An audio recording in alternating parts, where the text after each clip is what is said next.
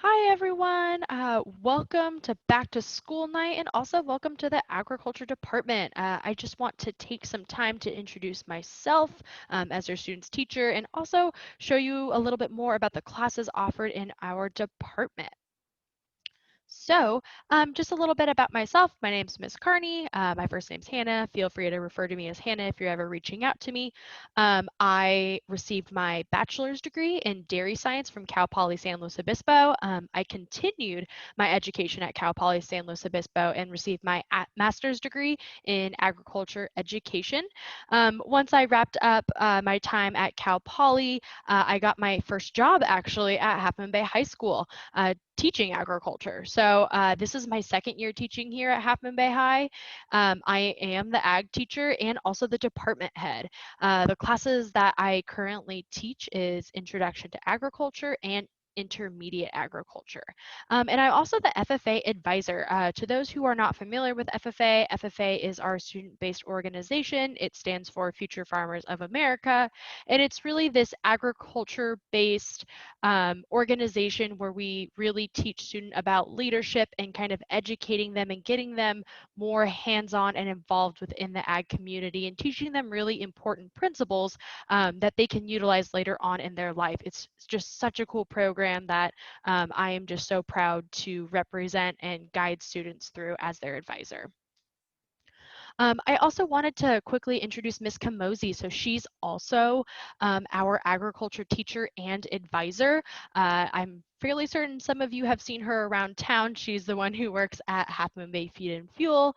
She received her bachelor's degree in animal science from Oregon State University with an emphasis in beef and equine science. This is also her second year teaching at Half Moon Bay High School, and she is our current advanced agriculture teacher. And she also teaches the introduction to veterinary science as well. And of course, she runs the store at Half Moon Bay Feed and Fuel and also manages the horse boarding facilities up in Moss Beach. So I just want to take a quick moment to break down the courses that we offer in the agriculture department. It is an actual flow chart, so we all start off with our freshmen and sophomores in Introduction to Agriculture and Natural Resources, and we move down the list all the way through veterinary science, ideally when they finish their senior year. We really push our students to follow the pathway and ensure that they're taking all 4 years of agriculture science classes. Not only are we building on really, really cool ag-based concepts, but they really are getting an awesome hands-on experience, all while receiving UC CSU D-Lab Science credit. So what that means for UC CSU D-Lab Science credit is it counts for college entrance credit. So oftentimes when your students are applying for colleges after high school, what this is it counts for that lab science requirement when they are applying from their transcripts, and they're able to get that science credit. So that is the same for any standard biology, chemistry, physics class, etc. So I want to quickly dive into the introduction and intermediate agriculture classes that I teach. So introduction to agriculture and natural resources. This is typically, again, the intro course, the first one in the sequence offered to our freshmen and sophomores. In this class, we really go heavy on biology. I have some earth science standards in there as well. And really what we're doing is we're applying them all in an agriculture-based curriculum. That means that we are using agriculture as an example throughout the course. Then our students will move on to the next course in this series. This is Intermediate Agriculture and Natural Resources. This one I'm really going hard on chemistry, a little bit of earth science as well, and again on that agriculture-based curriculum. Now what makes our department unique is, well, one, we have that strong hands-on aspect of our classes, but also we are an integrated science class. So what that means is I am actually covering a little bit of earth science, a little bit of biology, and even chemistry in both of these intro and intermediate classes. So it's not really that standard class that is separated by subject. They're all kind of mixed in because in the agriculture industry, really it requires a mixture of biology, chemistry, and earth science. So it's only fitting for our curriculum to fit that way. Just a quick touch on what Ms. Kamosi teaches. She teaches the advanced ag class. What they cover are these advanced topics that are related to the agriculture industry. We look at current events, we look at trends, we look at, you know, relevant agriculture practices that are used all in this agriculture-based curriculum. This is also an honors course, so typically these honor courses have that grade boost that students normally look for in their later years of high school.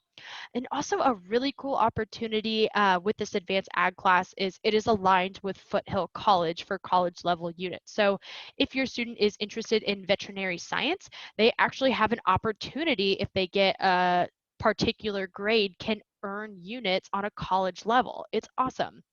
Um, and the last class in this series is veterinary science. So we really go heavy on animal science, veterinary science, and again, of course, on that agriculture-based curriculum. This is also an honors course. It is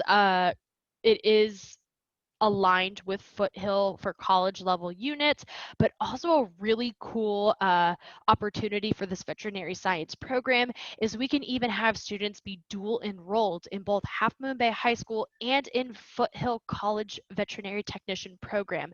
And what that means is students will actually be students in both campuses, both Foothill and Half Moon Bay High School, where they can be both earning their high school diploma, but also earning a veterinary technician certification, which is just awesome if that is something that your student is interested in. Um, I just want to go over also some really important websites that I want you all to make note of, and of course your students to make note of. So the big one is going to be School Loop. I'm fairly certain the majority of you are aware of School Loop. This is our platform that we use at Half Moon Bay High School where student assignments and grades are posted. So students should be checking this every single day. In addition to that, I also would recommend that all parents or guardians register and monitor your students' project progress in their class. It's fairly easy to register and you can keep track of grades. You can be notified every time there's a missing assignment. And I think especially right now during online learning, this can be extremely beneficial just to make sure that our students are being successful in a very uncertain situation when learning in an online environment. Um, Another one is Google Classroom. So of course, Google Classroom is synchronized with School Loop. So everything I post on School Loop will show up in Google Classroom as well. It's a little bit easier to use and a little bit more universal. I tend to favor Google Classroom when students are going to be uploading their assignments, but I am posting all assignments, every direction, description to each of their workload tasks. This is all going to be located on Google Classroom. And then of course, when they have finished it, likely it will be uploaded to Google Classroom. And the last one is Style. So Style is this interactive learning platform. It was actually created in New Zealand. It's awesome, but it's used for both homework and classwork. So sometimes I will work through modules with your students during synchronous or live Zoom sessions, but I'll also assign some of it for homework. And this is again a really cool interactive module where we can get your students just exposed with this curriculum in kind of a fun and interactive manner. So of course, our students will be accessing this often throughout the school year and will be completing homework through this as well. So again, if you ever want to check in and just see how your students are doing, you can always check in and see if they are properly registered and just keeping tabs and making sure that they are using these, especially for their agriculture classes. And I just also want to quickly shine a light on maybe what to watch out for. So there are some aspects that make these agriculture classes unique, and especially some unique assignments or aspects of their grade that are really important, and I want to make sure students and parents both understand what they are. So the first one, I just want to make sure that we are encouraging our students to complete all three of their FFA points. Remember, FFA was that Future Farmer of America organization. all students who are enrolled in our agriculture classes are FFA members, and it's super important to have them involved in this organization on a regular basis. Although we are online, there are ways for them to get involved via Zoom or online challenges that we're doing with our own Half Moon Bay High School chapter, all that kind of fun stuff. This is worth 10% of their grade. So by the end of the semester, they have to earn 3 FFA points, whether that's a monthly challenge. This is where we can have them participate in agriculture-based activities at home, or they can even attend online conferences through the FFA organization, which is also a really cool opportunity. So I just want to put that on your radar. Another one is really just help and support and monitor your students with their agri-science project. This is held during the fall semester and is 20% of their grade. This is what I use instead of a comprehensive final exam. So essentially what's happening is your student is going to be completing a scientific experiment that is agriculture based. So essentially what they are all doing currently is developing an experiment that is agriculture related, and they are going to follow through with that experiment and follow the scientific method, design an experiment, collect data, and create an extensive scientific report, and they will be turning that in at the end of the semester as their final project. It's a really, really cool opportunity, and I think a lot of students learn a lot from this at the end of the semester. The last one to watch out for is also to help and support and monitor our SAE projects. So this is our spring semester final.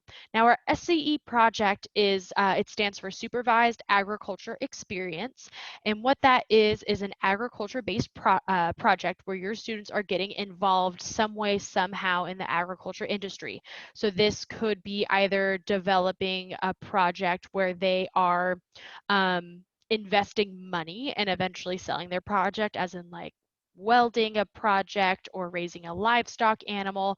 They could also be working a job in the agriculture industry. I know Miss Kamosi has definitely hired students at the feed and fuel store downtown for students' SAE projects. There's a ton of opportunities out there. Of course, I'll walk your students through the whole process, but they are required to hit a certain income level or hour level in order to satisfy the requirements for this project. So again, we won't be touching this until spring semester, but I did want to put this on your radar for when they approach this project next semester. So that is all I have for you today. If you have any questions whatsoever, I have my email here. And of course, with all of this high volume of online learning, I get tons of emails. So if you don't mind just allowing 1 to 2 business days for reply, I would really appreciate it. But of course, I am here to support your students, and I have an open door policy. So if you have any questions, I encourage you to reach out to me and ask, and I'm more than happy to help you out or explain things further. So thank you so much for stopping by and taking a look at my video. I really appreciate it, and I am so excited to have all of your students in my class. So have a wonderful evening, and again, stay healthy, wash your hands, and have a great rest of the year. Bye.